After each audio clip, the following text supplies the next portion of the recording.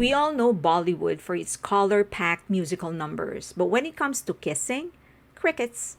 Let's unpeel this kissless mystery, Bollywood style. Origins and cultural lens. Bollywood started in the early 1900s, around the same time as Hollywood, but unlike Hollywood's straightforward musicals, Bollywood inherited its dramatic flair from ancient Sanskrit theater.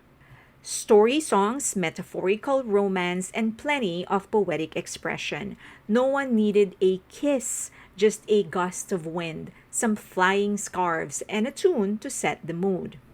Early censorship and avoidance tactics.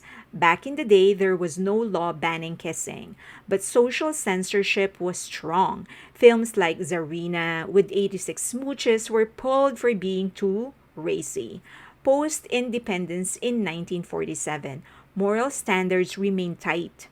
Any intimate moment was implied. Think flowers brushing or birds cooing, while the camera subtly cut away to preserve decorum. Bollywood's PG kiss code. Intimate acts like pelvic movements, disrobing, or vulgar kissing were explicitly taboo under the 1994 Censor Board guidelines. So instead, Bollywood perfected PG love, soft focus, flying scarves, and tugging at clothes, while lyrics did the heavy lifting when it came to romance. Now, there were a few breakthroughs. Occasionally, a kiss broke through. The 1993 film Karma shocked audiences with a 4-minute lip locked, but flopped. Come 1996, Raja Hindustani featured a bold kiss and set a new trend. Then in 2012, Bollywood's biggest icon, Shah Rukh Khan, landed the first mainstream kiss in Jab Tak Hai Jan. When he did it, everyone noticed. Now, what's today's landscape? The streaming era and the millennials. Well, back in the days, kissing on screen did happen. As I've just mentioned, the 1933 film Karma featured what was one of the longest kisses on cinema. But these scenes often caused public outcry and were quietly erased from circulation. After India's independence in 1947, censorship became more conservative. National leaders like Gandhi and Nehru saw film as a potentially negative influence. So Bollywood, though booming in popularity, was largely left to figure itself out.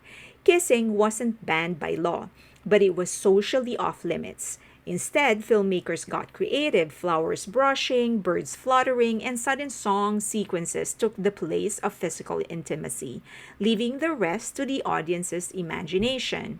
Now, the no kiss policy for superstars. Even today, some of Bollywood's biggest stars avoid kissing scenes entirely. Actor Salman Khan, one of the industry's highest earners, is known for keeping his films family friendly, avoiding bad language, revealing scenes, and on screen kisses. He believes his films should be watchable by everyone, from children to elders, so he chooses to keep things clean. But there's a bigger story about censorship, romance, and metaphor. Film scholars argue that this wasn't necessarily about representing intimacy. It was more about telling love stories through music and symbolism. Romantic duets replaced physical closeness, and grand visuals like wide open fields or flying scarves communicated emotions more powerfully than a kiss ever could. Before India had a thriving pop music industry, Bollywood songs filled the gap. These romantic tracks became cultural staples, with couples even using film lyrics to express their feelings or propose marriage.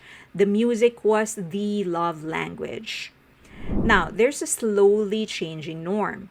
Things began to change in the 1970s and 80s with films like Satyam, Shivam Sundaram, and Kayamat Se Kayamat Tak, including kisses. But these moments often caused controversy. When Shak Rukh Khan finally kissed a co-star on screen in Jab Tak Hai Jan in 2012, it was seen as a major turning point. As one of Bollywood's most influential stars, his choice helped make on-screen kisses more acceptable. Meanwhile, younger actors see kissing as just another part of the job. For them, it's a professional performance, not a big deal. What about streaming platforms like Netflix and Amazon Prime? Well, they initially bypassed India's strict censorship rules, introducing bolder, more intimate scenes. But the Indian government has since extended oversight to digital content as well.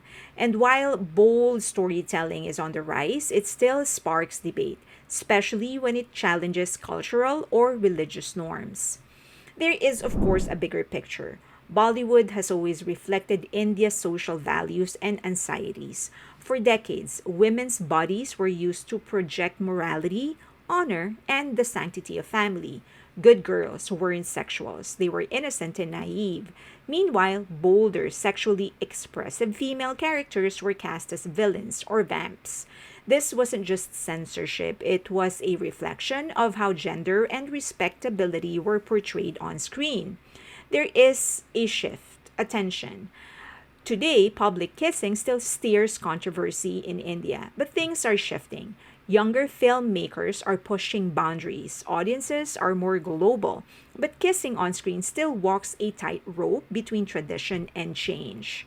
Bollywood treats kisses like a rare gem, not candy. When it happens, it means the film really believes in love.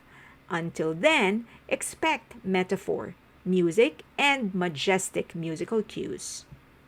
There was a Netflix series, I think it aired 2020, could still be there. The name is A Suitable Boy, and there was a backlash because the Hindu girl and the Muslim boy kissed in front of a Hindu temple. But today, the ban has essentially been lifted. And I'm not going to pretend to really fully understand the conflict of these two dominant religions and faith in India.